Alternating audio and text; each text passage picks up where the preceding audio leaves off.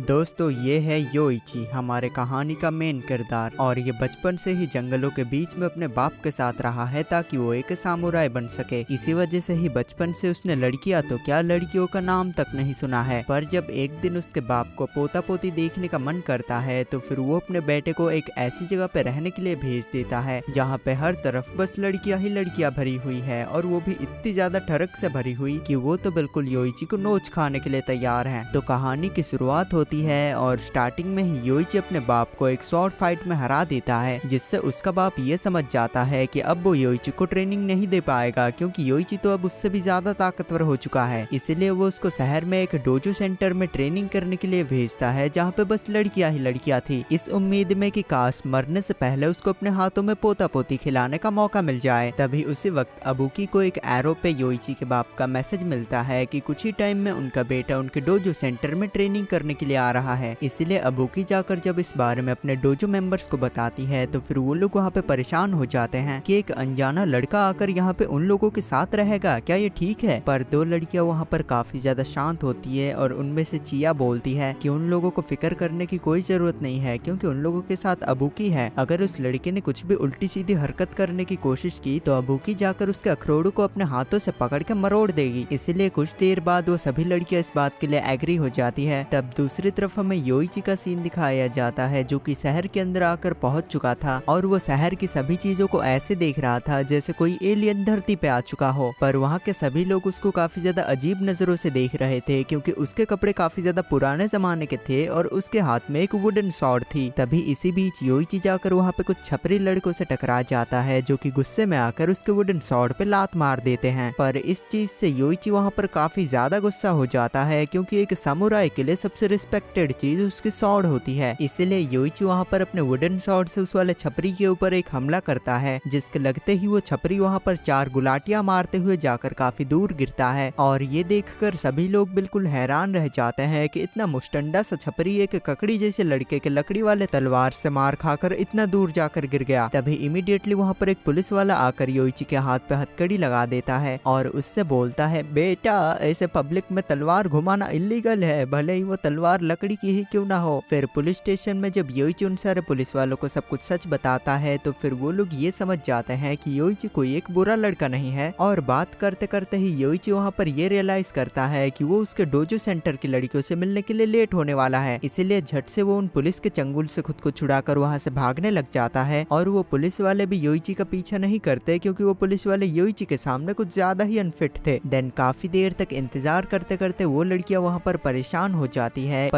जाती है। इसलिए आयामे और चिया वहाँ से शॉपिंग मॉल के अंदर शॉपिंग करने के लिए चले जाते हैं, और उनके पीछे पीछे कागोमे भी भाग जाती है उस शॉपिंग मॉल के बाथरूम के अंदर सुसु करने के लिए। और सेम टाइम पे योइची भी वहाँ पर काफी ज्यादा परेशान हो चुका था, क्योंकि वो उस बड़े से शहर के अंदर खो चुका था। इसलिए वो एक बड़ी सी बिल्डिंग देखकर ये फैसला करता है कि वो उसके ऊपर जाकर रास्ता ढूंढेगा। और कोइंसिडेंटली ये वही शॉपिंग मॉल वाली बिल्डिंग होती है जहाँ पे कि आयामे और चिया गए थे। और उस बिल्डिंग के ऊपर जाते हुए योइची गलती से लड़खड़ाते हुए जाकर एक चेंजिंग रूम के अंदर गिर जाता है, जिसके अंदर की आयामे अपने कपड़े बदल रही थी। और योइची को देखकर वो काफी ज्यादा डर जाती है। इसलिए उसको चुप करवाने के लिए योइची जाकर उसके मुंह को पकड़ लेता है और गलती से वो वहाँ पे उसके संतरे भी दबा देता है। इसलिए इसके रिफ्लेक्स में आयामे वहाँ पे योइची के आगे की पीढ़ी पे लात मार देती है। इसलिए योइची को वहाँ पर अपने आगे की पीढ़ी को बचाकर भागना पड़ता है। उसी बीच उसके पीछे कुछ पुलिस वाले भी पड़ चुके थे, पर तभी योइची देखता है कि एक चोर एक बूढ़ी अम्मा से उसका बैग छीन के वहाँ से भाग रहा था। इसीलिए योइची भी उसके पीछे पड़ जाता है उसको पकड़ने के लिए। पर देन जाकर वो चिया से टकरा जाता है, पर उसको वहाँ पे बिल्कुल भी चोट नहीं आती, क्योंकि वो जाकर उसके कुशन जैसे दिलों से जो टकराया था। पर जैसे तैसे योइची खुद को संभालते हुए जाकर आखिरकार उस चोर को पकड़ ही लेता है। उसके बाद वो फिर से जाकर उन डोजो सेंटर्स के लड़कियों को ढूंढने लग जाता है, पर फिर भी वो उनको नहीं ढूंढ पाता। पर उसको वहाँ पे रोते हुए कागोमा मिल जाती है, क्योंकि वो बाथरूम में सुसु करने के लिए तो आई थी, पर वापस जाते हुए वो अपना रास्ता ही भटक चुकी है, इसलिए वो वापस नहीं जा पा रही। तो योइची वहाँ पर फैसला करता है कि वो इस छोटी बच्ची कागोमे की मदद करेगा उसके बहनों को ढूंढने में। और वो उसको लेकर एक ऊंची जगह पे जाता है जहाँ पे कागोमा अपनी बहनों को देखकर पहचान लेती है। पर इससे पहले कि योइची उसको उसके बहनों के पास ले जा पाता, वहाँ पे पुलिस आ जाती है, जिनको ऐसा लगता है कि इस बार योइची किसी छोटी बच्ची को किडनैप करने की कोशिश कर रहा है। इसलिए वहाँ पर योइची के अंदर का मक्कड़ मानव जिंदा हो जाता है और वो एक रस्सी का इस्तेमाल करते हुए लटक के जाकर कागोमे को उसके बहनों के पास सेफली छोड़ देता है।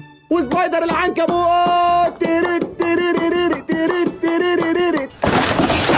पर इसी चक्कर में वो उस मॉल के खिड़की को तोड़ते हुए वहाँ से बाहर ही उड़ जाता है। इसीलिए अबुकी उस वाले मॉल से बाहर आकर योइची से बात करके उसको थैंक यू बोलने लगती है और बातों ही बातों में वहाँ पर उन दोनों को ही पता चलता है कि योइची जिस वाले डोजो सेंटर में जाना चाहता था उसकी इंस्ट्रक्टर तो अबुकी है। इसीलिए अबुकी जब योइची को अपने साथ लेकर अपने डोजो सेंटर में जाती है तो वहाँ के मेंबर्स को देखकर योइची बिल्कुल हैरान रह जाता है, क्योंकि वो मेंबर्स वो सभी लड़कियां थी जिनके साथ उसने मॉल में गलती से कुछ न कुछ उल्टी सीधी हरकतें ही की थी। तो फिर योइची वहाँ पर उन वाली लड़कियों के साथ उस डोजो सेंटर में रहने लग जाता है और अगले ही दिन वो तैयार होकर उन लोगों के साथ उनके स्कूल में जाता है, जहाँ पे वो अपना इंट्रोडक्शन देते हुए ये बोलता है कि वो इबुकी के साथ ही उसके डोजो सेंटर में रहता है। ये सुनकर वहाँ पर सभी की फट जाती है और खास करके वहाँ पे एक रायो नाम के छपरी की, क्योंकि इबुकी उसकी क्रश थी, इसलिए वो वहाँ पर खड़ा होकर काफी ज्यादा अजीबोगरीब बातें करने लगता है। फिर लंच टाइम में इबुकी के पास उसके कुछ दोस्त आते हैं और उससे पूछते हैं कि क्या सच्ची में योइची उसके ही साथ रहता है, क्योंकि उन लोगों को ऐसा लग रहा था कि योइची इबुकी का कोई स्लेव है जिसको कि जब भी इबुकी को प्यास लगती है तो फिर योइची जाकर उसकी अंदर की प्यास बुझाता है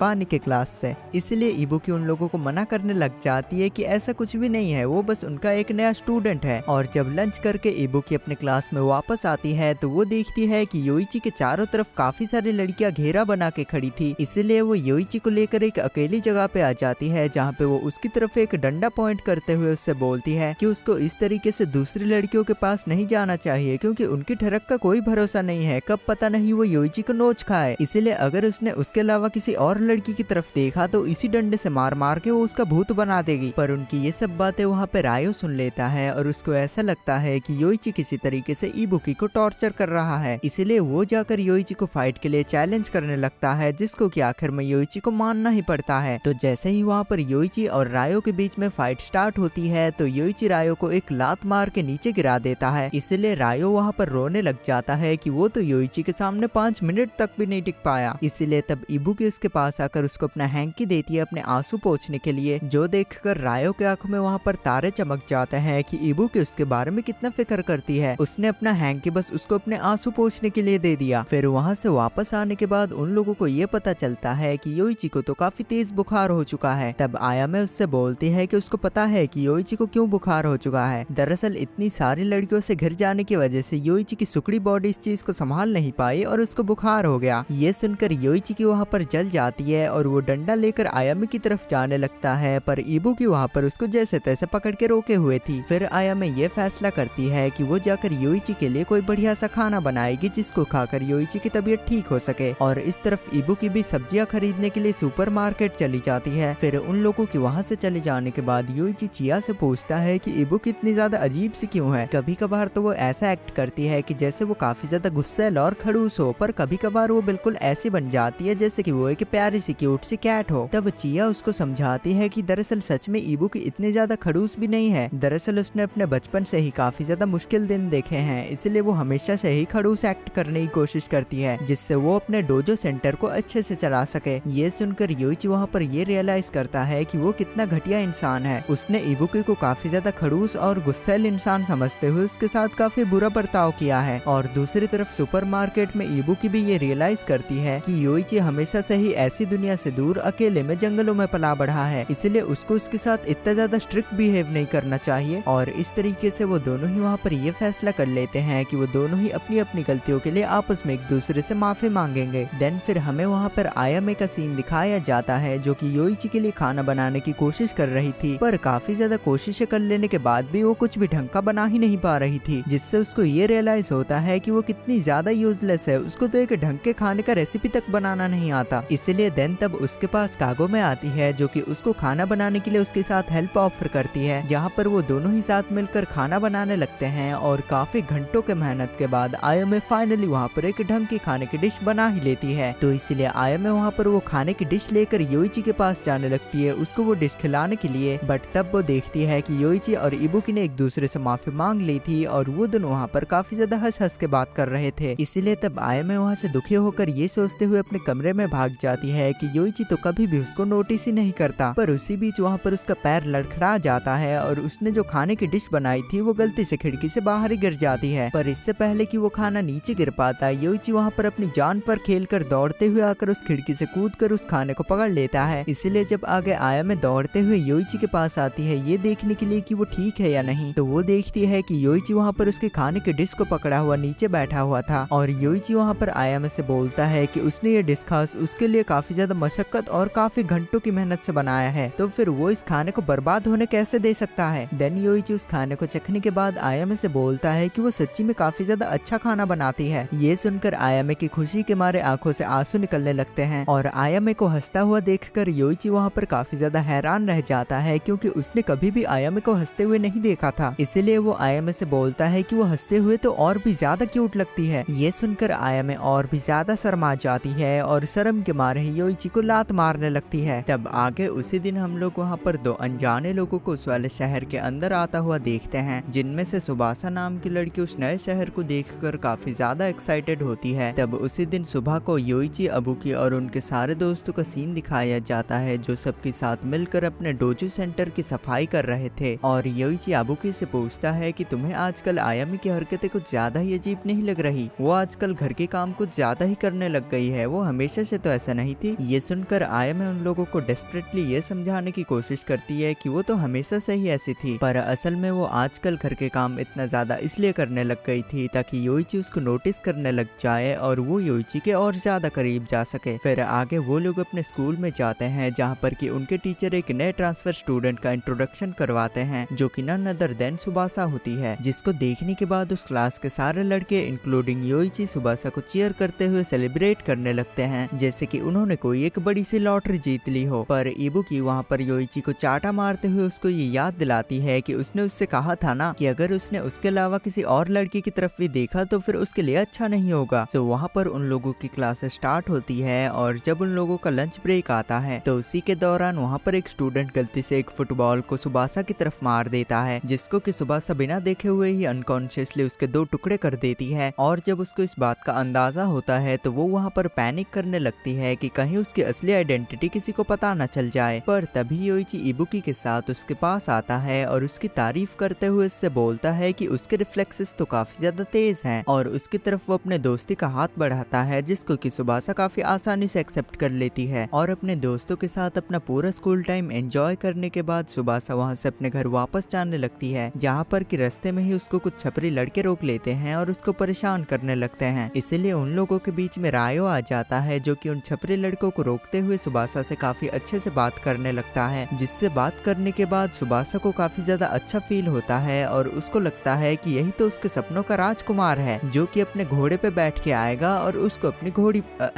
उसको अपने साथ ले जाएगा। तो उससे आगे जाते हुए सुबासा गलती से फिर से जाकर योइची और इबुकी से टकरा जाती है, जो कि उससे पूछते हैं कि क्या वो उनके साथ चलते हुए घर जाना चाहेगी। पर इससे पहले कि सुबासा वहाँ पर इस चीज का कोई रिप्लाई दे पाती, वहाँ पर एंजेला कहीं से भागते हुए आ जाती है, जो कि अचानक से सुबासा के कपड़ों को फाड़ देती है और उसको जाकर योइची से फाइट करने के लिए बोलती है। पर अपना योइची तो वहाँ पर उसके वाटर मेलोन्स को देखकर पहले ही हार चुका था, इसलिए फिर इबुकी आकर उस वक्त योइची को धक्का मारकर उसको अपने होश में वापस लाती है। और इससे पहले कि योइची खुद को संभाल पाता, वहाँ पर अचानक से सुबासा आकर उसके ऊपर जोरदार हमला कर देती है, जिसको देखकर ये साफ साफ पता चल रहा था कि एंजेला ने उसके ऊपर किसी न किसी तरीके का हिप्नोटाइजमेंट किया है। तो योइची वहाँ पर सुबासा से मार खाने लगता है, क्योंकि उसका ध्यान सुबासा के हमलों से ज्यादा तो उसके किसी और चीज पे था। इसलिए उन दोनों के बीच में रायो को आना पड़ता है, जो कि अपने शर्ट को निकाल कर सुबासा को पहना देता है, क्योंकि उसके पास कपड़े नहीं थे। और अपने सपनों के राजकुमार को देखकर सुबासा वहाँ पर समहाउ किसी न किसी तरीके से एंजेला के हिप्नोटाइजमेंट से बाहर आ जाती है और एम्बैरेस्ड होकर वहाँ से छलांगे मारते हुए भाग जाती है। तभी उसी दिन रात को इबुकी के डोजो सेंटर में एंजेला खुद योइची के ऊपर हमला करने के लिए आती है, और जब योइची उससे पूछता है कि वो उसके ऊपर हमला क्यों कर रही है, तो फिर एंजेला उसको बिना कोई जवाब दिए ही अचानक से उसके ऊपर हमला करने लग जाती है। बट समहाउ उसका वो हमला उसी के ऊपर ही इस्तेमाल हो जाता है और उसके सारे कपड़े फट जाते हैं। ठीक तभी ही वहाँ पर इबुकी और उसकी बहनें आ जाते हैं योइची की मदद करने के लिए। पर वो लोग देखते हैं कि वहाँ पर तो योइची बिल्कुल सदमे में जा चुका था, क्योंकि एंजेला को वहाँ पर वैसे देखने के बाद उसके थर्मामीटर का टेम्परेचर जो बढ़ चुका था। तो इबुकी वहाँ पर एंजेला से पूछती है कि वो ऐसे बार बार योइची के ऊपर हमला करने की कोशिश क्यों कर रही है। तो एंजेला उसको बताती है कि अपने क्लैन को बचाने के लिए उसको योइची को मारना ही होगा, क्योंकि किसी इंसान ने उसको ये कहा है कि अगर उसने योइची को हरा दिया तो फिर वो उसके बदले उसको काफी सारे पैसे देगा, जिसका इस्तेमाल करते हुए वो अपने मरते हुए क्लैन को बचा सकती है। ये बोलकर अचानक से एंजेला वहाँ पर योइची के ऊपर हमला करने के लिए जाती है, जिसको कि इमीडिएटली योइची वहाँ पर ब्लॉक कर देता है और उससे बोलता है कि उसे अपने क्लैन को बचाने के लिए कोई भी गलत काम करने की जरूरत नहीं है। वो उससे वादा करता है कि वो उसके क्लैन को बचाने में उसकी मदद करेगा। ये सुनकर एंजेला वहाँ पर योइची को काफी चमकीली आंखों से देखने लगती है और फिर वो वहाँ पर उससे बिना कुछ बोले ही वहाँ से वापस जाने लगती है। जहाँ पर वापस जाते हुए ही उसको रास्ते में सुबासा मिल जाती है, जो कि उसके गले लग के उससे बोलती है कि क्या वो लोग योइची के मारने वाले मिशन को कैंसिल नहीं कर सकते, क्योंकि योइची काफी ज्यादा अच्छा इंसान है और वो हमेशा से ही उसकी मदद करता रहता है। ये सुनकर एंजेला को वहाँ पर ये रियलाइज होता है कि अपने क्लैन को बचाने के चक्कर में वो खुद ही एक विलन बन चुकी है, इसलिए वो वहाँ पर सुबासा की बात मानते हुए अपने योइची को मारने वाले मिशन को कैंसिल करने के लिए एग्री हो जाती है। देन हमें कुछ दिनों बाद का सीन दिखाया जाता है, जहाँ पे योइची और इबुकी अपने स्कूल से वापस आ रहे थे और रास्ते में ही उनकी मुलाकात वहाँ पे सुबासा से हो जाती है, जो कि कुछ सामानों को लेकर कहीं पे जा रही थी। इसलिए वो उन दोनों को समझाते हुए ये एक्सप्लेन करती है कि अब उन दोनों ने एक न्यू डिलीवरी गर्ल का काम स्टार्ट किया है, ताकि वो लोग अपने क्लैन को बचाने के लिए कुछ पैसों का इंतजाम कर सके। फिर उसके बाद वहाँ पर एंजेला भी आ जाती है, जो कि योइची से बोलती है कि वो उसका दिल से शुक्रगुजार है, जो कि उसने उसको अच्छा रास्ता दिखाया और एक अच्छा इंसान बनाया। ये सुनकर वहाँ पर योइची को भी काफी ज्यादा खुशी होती है कि अब उन दोनों ने अपने मेहनत से पैसे कमाना स्टार्ट कर दिया है। फिर वहाँ से अपने डोजो सेंटर में वापस आने के बाद वो दोनों जाते हैं अपने कुछ स्टूडेंट्स को स्वॉर्ड फाइट सिखाने के लिए, जहाँ पे कि इबुकी और योरिची वुडन स्वॉर्ड से लड़ते हुए उन स्टूडेंट्स को ये सिखा रहे थे कि आखिरकार स्वॉर्ड से लड़ा कैसे जाता है। पर वहाँ पे योइची के दिमाग में एक खुराफाती आइडिया आता है और वो अपने विंड टेक्निक का इस्तेमाल करते हुए इबुकी के ऊपर के कपड़े फाड़ देता है। पर इससे योइची वहाँ पर जीतने की बजाय उल्टा अपने अंदर से ही हार जाता है, क्योंकि उसके मेलोन्स देखने के बाद उसको अंदर से कुछ होने लग गया था। इसलिए इस बात से गुस्सा होकर इबुकी योइची के साथ साथ वहाँ पे उनके सारे स्टूडेंट्स को भी कूट देती है। और उन स्टूडेंट्स के वहाँ से जाने के बाद योइची जाकर इबुकी से बोलता है कि अगर उन्हें अपने डोजो सेंटर की तरफ और ज्यादा स्टूडेंट्स को अट्रैक्ट करना है तो उसे स्टूडेंट्स के साथ थोड़ा सा प्यार से बिहेव करना होगा। बट तभी इबुकी वहाँ पर योइची से बोलती है कि अगर वो सच्ची में और ज्यादा स्टूडेंट्स को अट्रैक्ट करना चाहता है तो फिर सबसे पहले उसे सभी के सामने उसके कपड़े फाड़ने बंद करने होंगे। ये सुनकर वहाँ पे योइची भी बेचारा चुप हो जाता है और उन लोगों के ट्रेनिंग के खत्म हो जाने के बाद योइची जाकर अपने चेहरे को धोने लगता है, जहाँ पे इबुकी देख पाती है कि चिया योइची के पास आती है और उसके हाथ को पकड़ के घसीटते हुए उसको अपने कमरे की तरफ ले जाती है। जहाँ पे जब योइची जाकर उसके बनाए हुए मांगास को देखता है तो वो वहाँ पर काफी ज्यादा इम्प्रेस्ड हो जाता है और उसकी तारीफ करते हुए बोलता है कि वो सच्ची में काफी ज्यादा अच्छे मांगास बनाती है। जो सुनकर चिया वहाँ पर शर्म के मारे पिघल के पानी पानी हो जाती है और जाकर योइची से चिपक के बोलती है कि उसे उसके मांगास पसंद आए, इसके बदले उसको कुछ तो तोहफा मिलना ही चाहिए। बट इससे पहले कि योइची को वहाँ पर उसका तोहफा मिल पाता, इबुकी वहाँ पर FBI की तरह उनके कमरे का दरवाजा झट से खोलकर अंदर आ जाती है और उन दोनों को एक दूसरे के इतना ज्यादा नजदीक देखकर वो वहाँ पर योइची के ऊपर चिल्लाने लगती है और उसके पीछे डंडा लेकर पड़ जाती है उसको पीटने के लिए। पर ठीक उसी वक्त ही कागो में अपने स्कूल के आर्ट प्रोजेक्ट को लेकर उन दोनों के सामने आ जाती है और योइची से टकराने की वजह से उसका वो आर्ट प्रोजेक्ट नीचे गिर के टूट जाता है। इसलिए आगे इबुकी गुस्से में योइची को पनिशमेंट के तौर पर जाकर चिया के मांगा को उसके स्कूल में देकर आने के लिए बोलती है, क्योंकि वो अपने मांगा को घर पे ही भूल गई थी। इसलिए योइची जाकर उनके स्कूल के सामने खड़ा होकर खुद से ये बोलता है कि वो इस काम को किसी न किसी भी तरीके से बिना किसी गड़बड़ के करके दिखाएगा। बट जैसे ही वो जाकर उनका दरवाजा खोलता है तो उसको वहाँ पर ये रियलाइज होता है कि वो गलती से लड़कियों के चेंजिंग रूम में घुस चुका है। इसलिए वो सारी लड़कियां गुस्से में योइची के पीछे पड़ जाती है, पर जैसे तैसे योइची उनसे अपनी जान छुड़ाकर जाकर चिया को उसकी मांगा देकर ही आता है। और इस तरफ अपने डोजो सेंटर में इबुकी कागोमे के आर्ट प्रोजेक्ट को चिपकाने में उसकी मदद कर रही थी। और जब योइची स्कूल के खत्म हो जाने के बाद वापस जा रहा था तो फिर वो वहाँ पर कुछ लड़कों को ये बोलते हुए सुनता है कि उन्हें चिया को परेशान करने में काफी ज्यादा मजा आया और वो तो रोने भी लग गई थी। ये सुनकर योइची दौड़ते हुए चिया के पास जाता है और वो देखता है कि उन लड़कों ने मिलकर उसके बनाए हुए मांगा को फाड़ दिया था। पर चिया वहाँ पर योइची को देखने के बाद उसके सामने टफ एक्ट करते हुए उससे बोलती है कि कोई बात नहीं, वो इन सबको फिर से ड्रॉ कर लेगी। बट झट से वो वहाँ पर योइची को उस क्लासरूम से बाहर निकाल देती है और अंदर ही अंदर वो वहाँ पर रोने लग जाती है, क्योंकि उसे उस मांगा को कंप्लीट करने में कई सारे दिनों की मेहनत लगी थी। इसलिए योइची वहाँ पर काफी ज्यादा गुस्से में भर जाता है और उन वाले बुलीज को जाकर रास्ते में रोक के उनसे बोलता है कि उन्हें इस तरीके से अपने मजे के लिए किसी दूसरे की मेहनत को बर्बाद नहीं करना चाहिए था। फिर हमें चिया का सीन दिखाया जाता है जिसके कि स्कूल खत्म हो जाने के बाद वो अपने घर वापस जा रही थी, पर रास्ते पे ही उसको वो वाले पुलिस मिल जाते हैं और वो देखती है कि वो पुलिस वहाँ पर नीचे जख्मी होकर पड़े थे, क्योंकि चिया को परेशान करने की वजह से योइची ने गुस्से में जाकर उन वाले पुलिस की हड्डी पसली तोड़ दी थी। और घर वापस आने के बाद चिया योइची को उसके अगले मांगा की मेन कैरेक्टर दिखाती है, जो कि पूरी तरीके से योइची के ऊपर ही बेस्ड था, क्योंकि आज उसने उसके पुलिस को सबक सिखाकर उसकी काफी ज्यादा मदद की है। इसीलिए वो उसके बदले थैंक्स के तौर पे उसके अगले मांगा में उसको मेन कैरेक्टर बनाना चाहती है। देन अगले दिन जब योइची और इबुकी तैयार होकर अपने स्कूल में जा रहे थे, तभी योइची के पास आकर उसको काफी सारी फर्स्ट ईयर की सुंदर लड़कियां घेर लेती है, जिनमें से एक लड़की वहाँ पर योइची को एक लव लेटर देती है, जिसको देखकर इबुकी वहाँ पर काफी ज्यादा इनसिक्योर हो जाती है, क्योंकि अब तो खुद लड़कियां आकर योइची से चिपटने लगी थी। पर ये बुद्धू योइची वहाँ पर उस लव लेटर को समझ नहीं पाता और उसको वहाँ पर ऐसा लग रहा था कि ये शायद किसी जगह का इनविटेशन कार्ड है। इसलिए जब वो लोग अपने क्लासरूम में जाते हैं तो फिर वहाँ पे इबुकी उस वाले लव लेटर को पढ़, इसलिए फिर इबुकी योइची को एक्सप्लेन करती है कि डेट क्या होता है, जो सुनकर योइची वहाँ पर ये सोचते हुए काफी ज्यादा खुश और एक्साइटेड हो जाता है कि उसको उस डेट में और क्या क्या करने को मिलेगा। और योइची को एक दूसरी लड़की के लिए इतना ज्यादा खुश और एक्साइटेड होता हुआ देखकर इबुकी वहाँ पर काफी ज्यादा जेलस और गुस्सा हो जाती है और गुस्से में योइची के सर में एक घुसंड मार के वहाँ से जाने लगती है। पर कुछ ही देर बाद वो खुद ब खुद ही योइची के पास वापस आ जाती है, जो कि उससे बोलती है कि क्यों ना वो पहले उसके साथ डेट पे चले, ताकि उसकी थोड़ी सी रिहर्सल हो जाए और रियल वाले डेट में वो कुछ उल्टी पुल्टी हरकतें ना करते। तो अगले दिन इबुकी अपने योइची के साथ डेट के लिए काफी ज्यादा तैयार होकर और बन ठन के जाने लगती है, जिसको इतना ज्यादा तैयार होकर जाते हुए देखकर चिया वहाँ पर उससे बोलती है कि कहीं वो किसी को चोच मारने तो नहीं जा रही ना। पर इबुकी वहाँ पर उसको बिना कोई जवाब दिए ही शर्माते हुए वहाँ से भाग जाती है और कुछ ही देर बाद वो जाकर अपने डेट पे योइची से मिलती है, जिससे वो बस वहाँ पर ये पूछने ही वाली थी कि वो दोनों कहाँ पे घूमने जाने वाले हैं, कि तभी वहाँ पर काफी सारे लोग घेर के योइची को देखने लगते हैं, क्योंकि उसने काफी ज्यादा अजीबोगरीब कपड़े पहन रखे थे। इसीलिए सबसे पहले तो इबुकी योइची को लेकर एक शॉपिंग मॉल में जाती है, जहाँ पे कि वो उसको काफी सारे नॉर्मल कपड़े दिलाती है, क्योंकि उसके जो पुराने युकाटा वाले कपड़े थे वो हर किसी का ध्यान बस योइची की तरफ ही खींच रहे थे। देन फिर उसके बाद वो लोग एक मिनी गेम सेंटर में जाते हैं बॉलिंग बॉल खेलने के लिए, पर वो गेम ना आने की वजह से योइची वहाँ पर गलती से वो बॉलिंग बॉल अपने ही पैरों पे गिरा देता है और नीचे लेटकर अपने ही पैर को पकड़कर वहाँ पर रोने लग जाता है। पर ये दरअसल योइची की एक चाल होती है ताकि वो इबुकी के कच्छे देख सके, क्योंकि वो इबुकी को कुछ गिफ्ट देना चाहता था और वो अगर उसके सिमिलर डिजाइन के ही कच्छे लाकर उसको देगा तो फिर वो कच्छे उसको जरूर ही पसंद आएंगे। पर जब योइची की नजर वहाँ पर ऊपर जाती है और जो वो देखता है वो देखकर तो उसकी आत्मा उसका शरीर छोड़कर सीधा जन्नत ही भाग जाती है, क्योंकि आज तो इबुकी ने कुछ पहना ही नहीं था। और जैसे ही इबुकी को वहाँ पर ये रियलाइज होता है कि योइची क्या करने की कोशिश कर रहा है, तो फिर वो वहाँ पर उसको एक लात मार के वहाँ से दूर उड़ा देती है। तो जब वहाँ पर उन लोगों का डेट खत्म होता है और जब वो लोग वापस जा रहे थे तो इबुकी देखती है कि वहाँ पर काफी सारे कपल्स एक दूसरे का हाथ पकड़ के चल रहे थे, इसलिए इबुकी भी वहाँ पर योइची का हाथ पकड़ने की कोशिश करती है, पर उसकी वहाँ पर ये हिम्मत ही नहीं होती कि वो इस बारे में योइची से पूछ सके। पर उसके कुछ पूछने से पहले ही योइची वहाँ पर उसको एक टेडी देते हुए बोलता है कि वो उसको इस डेट में कुछ गिफ्ट देना चाहता था, पर उसको ये समझ में ही नहीं आ रहा था कि वो उसको क्या गिफ्ट दे, इसलिए वो उसके लिए ये क्यूट प्यारा सा टेडी बियर लाया है और उसको ये उम्मीद है कि ये गिफ्ट इबुकी को जरूर पसंद आएगा। और उस टेडी बियर को पाने के बाद इबुकी वहाँ पर काफी ज्यादा खुश हो जाती है, क्योंकि योइची ने इस वाले टेडी बियर को उसके लिए काफी ज्यादा दिल से खरीदा था। तो उस वाले गिफ्ट को लेकर इबुकी के वहाँ से जाने के बाद फिर वहाँ पे योइची के पास वही वाली लड़की आती है जिसने कि उसको पहले वो लव लेटर दिया था, और वो योइची के साथ डेट पे चलने के लिए मना कर देती है, क्योंकि उसने ये देख लिया था कि योइची और इबुकी एक दूसरे के साथ कितने ज्यादा खुश और अच्छे लग रहे थे, इसलिए वो उन दोनों के बीच में नहीं आना चाहती थी। देन आगे अगले हफ्ते वो सब लोग साथ मिलकर एक आइलैंड के ऊपर अपने वेकेशन मनाने के लिए जाते हैं, जिससे कि उन लोगों ने एक लॉटरी में जीता था। तो वो सभी लोग वहाँ पर अपने गर्मा गर्म हॉट स्विम सूट को पहन के सबके सामने आते हैं, पर उन लोगों के बीच में योइची वहाँ पर अपना कोई एक पुराना सा और अजीब सा कच्छा पहन के आ चुका था, इसलिए इबुकी वहाँ पर उसको फोर्स करने लगती है कि वो एक नॉर्मल स्विम सूट पहन ले, क्योंकि गलती से भी अगर एक हवा का झोंका चला तो फिर उसी हवा के साथ साथ वो लोग वाटरफॉल के पानी में तैरते हुए दिखेंगे। पर उसी बीच हम लोग वहाँ पर ये नोटिस करते हैं कि कोई दो अजीब से इंसान अपने सिप पे खड़े होकर दूरबीन से उन लोगों की ये सब हरकतें छुप कर देख रहे थे। और वो लोग वहाँ पर ये रिवील करते हैं कि वो लोग योइची के राइवल वाले क्लैन से हैं, जो कि यहाँ पर योइची को मारने के लिए आए हैं। तब दूसरी तरफ हमें आयामे का सीन दिखाया जाता है, जो कि योइची को अपनी तरफ अट्रैक्ट करने के लिए अपने गुब्बारों के ऊपर कुछ नकली रबड़ लगा रही थी, ताकि वो अपने लेमॉन्स को मेलॉन्स में बदल सके। पर तभी गलती से उस कमरे के अंदर योइची आ जाता है और वहाँ पे आयामे को अपने संतरों के साथ एक्सपेरिमेंट करते हुए देख लेता है। इसलिए आयामे वहाँ से शर्म के मारे योइची को धक्का मार के वहाँ से भाग जाती है। और फिर वो सब लोग पूरी तरीके से तैयार होकर जाते हैं समंदर के अंदर स्विमिंग करने के लिए, जहाँ पे उस डोजो सेंटर का एक स्टूडेंट जाकर कागोमे को उसके साथ स्विमिंग करने के लिए बुलाने लगता है। पर पता नहीं क्यों कागोमे पानी के अंदर जाने से काफी ज्यादा रेजिस्ट कर रही थी और आखिरकार कागोमे उन सब चीजों से परेशान होकर जंगल के अंदर भाग जाती है। और उसके पीछे पीछे वो दूसरा स्टूडेंट भी चला जाता है उसको जंगल से वापस लाने के लिए। पर जब वो उसके पीछे ही भाग रहा था उसको रोकने के लिए, तो फिर वो दोनों ही जाकर एक गहरे गड्ढे के अंदर गिर जाते हैं, जिनको कि दूर एक पहाड़ी पे खड़े होकर मिशी ब्रदर्स देख रहे थे। और वो लोग इस बात से काफी ज्यादा खुश होते हैं कि बच्चों को फंसाने का प्लान काम कर रहा है, योइची उन बच्चों को बचाने के लिए जरूर आएगा। और दूसरी तरफ बीच पे योइची और बाकी सब लोग काफी ज्यादा परेशान हो चुके थे, क्योंकि अभी तक वो दोनों जंगल से वापस नहीं आए थे। इसलिए योइची वहाँ पर उन सब लोगों को ये सजेस्ट करता है कि उन लोगों को फैल जाना चाहिए और सबको अलग अलग होकर उन लोगों को ढूंढना चाहिए। और इस तरफ वो दोनों बच्चे उस गड्ढे से बाहर निकलने का रास्ता ढूंढते ढूंढते उनको एक तरफ से रोशनी आती हुई दिखती है, इसलिए वो भागते हुए उस लाइट की तरफ जाने लगते हैं। पर जैसे ही वो जाकर वहाँ पे पहुँचते हैं तो वो दूसरा मशाशी नाम का लड़का उस पहाड़ी के ऊपर से नीचे पानी में गिर जाता है। पर तभी जल्द ही योइची और बाकी सब लोग भी वहाँ पर पहुँच जाते हैं और योइची वहाँ पर बिना दो बार भी सोचे हुए सीधा उस पानी के अंदर कूद जाता है उस बच्चे को बचाने के लिए। पर वो बेवकूफ ये भूल गया था कि उसको खुद को ही तैरना नहीं आता, वो दूसरों को क्या बचाएगा। तभी अचानक से वहाँ पर वो दोनों मिज़नांशी ब्रदर्स आ जाते हैं, जो कि योइची के ऊपर अपने सस्ते वाटर बेंडिंग टेक्निक का इस्तेमाल करते हुए हमला करने की कोशिश करते हैं। इसलिए चिया वहाँ पर योइची को एक लाइफ बोट देती है और कागोमे जाकर वहाँ पे उस दूसरे बच्चे को बचाने लगती है, ताकि योइची वहाँ पर अपना पूरा ध्यान उन दोनों ब्रदर्स को हराने में लगा सके। तो फिर वहाँ पे वो मिज़नांशी ब्रदर्स योइची के ऊपर एक बड़े से पानी के लहर के साथ हमला कर उसको पानी के गहराइयों में दफन करने की कोशिश करते हैं। पर उल्टा योइची वहाँ पर अपने महंगे विंड टेक्निक का इस्तेमाल करते हुए उस बड़ी सी लहर को एक बड़े से टोर्नेडो में बदल देता है और उल्टा उस टोर्नेडो से उन दोनों ब्रदर्स के ऊपर हमला कर उनको हरा देता है। और जब फिर से वो लोग वापस से अपने बीच हाउस में आते हैं तो फिर योइची जाकर कागोमे को शाबाशी देते हुए उसका शुक्रिया अदा करता है, क्योंकि अगर उसने उस मोमेंट पे उसकी मदद नहीं की होती तो फिर शायद वो उन सब लोगों को बचा नहीं पाता। और जब इबुकी वहाँ पर कागोमे के गीले कपड़ों को बदलने की कोशिश कर रही थी तो फिर कागोमे उसको रोकने लगती है और इसी बीच गलती से वहाँ पर कागोमे के कपड़े फट जाते हैं और उसको देखकर वो सारे लोग वहाँ पे बिल्कुल हैरान रह जाते हैं, क्योंकि पिद्दी से होने के बावजूद भी कागोमे के पास वहाँ पर इतने बड़े बड़े मेलन्स थे कि जितने बड़े कि आयामे के पास भी नहीं थे। देन कागोमे उन सब लोगों को बताती है कि वो इसीलिए ही स्विम सूट में उन लोगों के साथ स्विमिंग करने नहीं जा रही थी, क्योंकि अगर वो मेरे इन वाले हथियारों को देख लेती तो फिर उसको तो काफी ज्यादा बुरा लगता ना, क्योंकि उसके काफी छोटे हैं। और ये सुनकर वहाँ पर सही में आयामे डिस्पिरेशन में चली जाती है, क्योंकि अब भी वो उसके छोटे बोलकर उसका मजाक ही उड़ा रही है। तो इसी तरीके से वहाँ पे उन सब लोगों के बीच में हंसी मजाक होने लगता है और ये वाला दिन ऐसे ही बीत जाता है। देन अगले दिन हम लोग देखते हैं कि वो सब लोग तैयार होकर एक हॉट स्प्रिंग में जा रहे थे, जहाँ पर जैसे ही जाकर वो लोग उस हॉट स्प्रिंग के अंदर पहुँचते हैं तो फिर वहाँ पे एक बूढ़ी दादी अम्मा और काफी सारे सर्वेंट्स उन लोगों का स्वागत करते हैं। और फिर वो लोग उस दादी अम्मा के साथ जाकर वहाँ पे एक बहुत ही बढ़िया सा डिनर करते हैं, जहाँ पर वो दादी अम्मा बताती है कि आजकल उनके हॉट स्प्रिंग में इतने ज्यादा कस्टमर नहीं आ रहे हैं, क्योंकि सब लोगों के बीच में कुछ ऐसी अफवाहें फैल चुकी है कि ये हॉट स्प्रिंग हॉन्टेड है और यहाँ पे काफी सारे भूत रहते हैं। तो कुछ देर बाद वहाँ पे उन लोगों का डिनर खत्म हो जाने के बाद वो सारी लड़कियां तो अपने अपने कमरे में चली जाती हैं, पर योइची और इबुकी जाकर उस वाले दादी अम्मा से बोलते हैं कि वो इस भूत वाले मामले का जायजा लेना चाहते हैं, क्योंकि उन लोगों ने उसके और उसके दोस्तों का इतना ज्यादा ख्याल रखा है, तो फिर उसके बदले वो लोग उनकी इस तरीके से मदद करना चाहते हैं। तो फिर वो दादी अम्मा वहाँ पर जंगल के अंदर एक गुफा के बारे में बताती है, जिसके अंदर से काफी ज्यादा अजीबोगरीब आवाजें आते रहती है। इसलिए योइची और इबुकी इस वाली गुफा का जायजा लेने के लिए वहाँ से चले जाते हैं। पर उनके जाने के बाद हम लोग देखते हैं कि वो दादी अम्मा असल में दादी अम्मा नहीं बल्कि एक लड़की थी, जिसने की दादी अम्मा का भेष बदल रखा था, जो कि एक दूसरे लड़के से बोलती है कि उन लोगों का प्लान काफी अच्छे तरीके से काम कर रहा है। तो उसके बाद हमें वहाँ पर इबुकी और योइची का सीन दिखाया जाता है जो कि उस वाले हॉन्टेड केव के सामने पहुंच चुके थे। और जब योइची उस वाले गुफा के अंदर जाता है तो फिर अंदर उसको हैरान तरीके से आयामे मिलती है। इसीलिए जब योइची जाकर उससे बातचीत करने की कोशिश करता है कि वो यहाँ पे क्या कर रही है, तो फिर आयामे वहाँ पर बिना कुछ बोले ही आकर उससे चिपकने लगती है और योइची उसको बस रोकने की कोशिश कर रहा था। तभी इबुकी के साइड वहाँ पर उससे आकर एक योक्यो नाम का लड़का बातें करने लगता है जिसे कि हमने पहले देखा था, और वो इबुकी से इस तरीके से बात कर रहा था कि जैसे वो उसको काफी टाइम से जानता है। और इसी बीच इबुकी वहाँ पर योइची और आयामे को एक दूसरे के इतना ज्यादा करीब देख लेती है। और इसी बीच वो योक्यो नाम का बंदा वहाँ पर इस मौके का फायदा उठाकर इबुकी को कंफर्ट करते हुए उसके करीब जाने की कोशिश करता है। बट तभी अचानक से योइची वहाँ पर आयामे को जोर से धक्का मारकर उससे दूर हटा देता है और उससे बोलता है कि आयामे ठरकी है पर इतनी भी ज्यादा नहीं कि वो अपने बहन के सामने ये सब करना स्टार्ट कर दे। और हाँ, उसके मेलोन्स आयामे के मुकाबले थोड़े से बड़े हैं, इसलिए वो असली आयामे नहीं है। ये सुनकर इबुकी और बाकी सब लोग वहाँ पर उसको शक की नजरों से घूरने लगते हैं कि मेलोन के साइज से इंसान पहचानने का क्या मतलब है। और ये रियलाइज करते हुए कि उन लोगों का प्लान योइची के सामने पकड़ा जा चुका है, वहाँ पे आयामे का भेष बदली हुई लड़की वापस से अपने नॉर्मल रूप में आ जाती है और वो दोनों वहाँ पर इबुकी को किडनैप कर वहाँ से ले जाने लगते हैं। पर वहाँ से जाने से पहले योक्यो योइची से बोलता है कि वो सफायर क्लैन का प्रिंस है, जो कि एक काफी बड़ा क्लैन था और वो बचपन से ही इबुकी से प्यार किया करता था और उससे शादी करना चाहता था। और योइची ये शहर छोड़ के वापस से अपने जंगलों में चला जाए, क्योंकि ये शहरों की जिंदगी उसके लिए नहीं बनी, वो अपने जंगलों में ही ठीक है। तो योइची वहाँ पर योक्यो को रोकने की कोशिश करता है, पर वो ये रियलाइज करता है कि वो ढंग से मूव नहीं कर पा रहा, क्योंकि उन्होंने उसके ऊपर एक खास तरह का पॉइजन का इस्तेमाल किया था। इसलिए योइची उनसे बोलता है कि भले ही वो यहाँ से इबुकी को किडनैप कर ले जाए, पर वो उनके पास से इबुकी को छुड़ाकर जरूर लाएगा। इसलिए जैसे तैसे खुद को घसीटते हुए योइची वापस से जाकर अपने उस हॉट स्प्रिंग में पहुंचता है अपने दोस्तों को जमा करने के लिए। पर वो हॉट स्प्रिंग वहाँ पर उसको पूरी तरीके से खाली मिलता है और अचानक से उसके ऊपर वहाँ पर कई सारे निंजास हमला कर देते हैं, जिन्हें कि योक्यो ने भेजा था योइची को पूरी तरीके से खत्म करने के लिए। पर उस वक्त तक योइची वहाँ पर काफी ज्यादा गुस्से में आ चुका था, इसलिए वो अपने एक विंड टेक्निक का इस्तेमाल करते हुए वहाँ पर सारे निंजास को ढेर कर देता है। और उन सब का जो जनरल था वो वहाँ से अपनी जान बचाकर भागने लग जाता है और योइची उसका पीछा करे जा रहा था ताकि वो उसको पकड़कर उससे इबुकी का पता निकलवा सके। पर यह असल में उस जनरल की एक चाल होती है, क्योंकि वो योइची को लेकर एक एक्वेरियम जैसी जगह पे आ जाता है जहाँ पे वो वाटर क्लैंस के ब्रदर अपने बड़े बड़े शार्क्स के ऊपर योइची के ऊपर हमला कर देते हैं। पर क्योंकि जब इंसान गुस्से में होता है उससे ज्यादा बेवकूफ और खतरनाक कोई नहीं होता, तो फिर योइची भी वहाँ पर अपने वुडन सॉर्ड का इस्तेमाल करते हुए इतने ज्यादा बड़े बड़े शार्क्स के भी कई सारे टुकड़े कर देता है, जिससे योइची को वहाँ पर योक्यो के क्लैन का पता मिल चुका था। तो योइची वहाँ पर अपने डोजो सेंटर की सारी लड़कियों को लेकर योक्यो के क्लैन के ऊपर हमला कर देता है, जहाँ पर उन लोगों के सामने कई सारे खतरनाक निंजास आ रहे थे, पर वो सब लोग उनको मारते हुए आगे ही बढ़ रहे थे। और फाइनली वो जाकर एक ऐसे कमरे में पहुंच जाते हैं जहाँ पर योक्यो ने इबुकी को कैद कर रखा था। तो योइची जाकर इबुकी को योक्यो के कैद से छुड़ाता है और वो उसको बचाकर लेकर अपने डोजो सेंटर में वापस आ जाते हैं। और अगर यार आपको इस ठरकी समुराई की कहानी सुनने में मजा आया तो अभी के अभी इस वाले स्क्रीन के वीडियो पे क्लिक करो और जाके उसको देखो, जहाँ पर कि मैंने एक खतरनाक वॉरियर की कहानी सुनाई है जो कि ईयर 2677 में रहने के बावजूद भी हमेशा से ही तलवार और तीर कमान से ही लड़ा करता था। तो वो ऐसा क्यों करता था और आज से 500 साल बाद की दुनिया कैसी होगी, आपको ये उस वीडियो में पता चलेगा।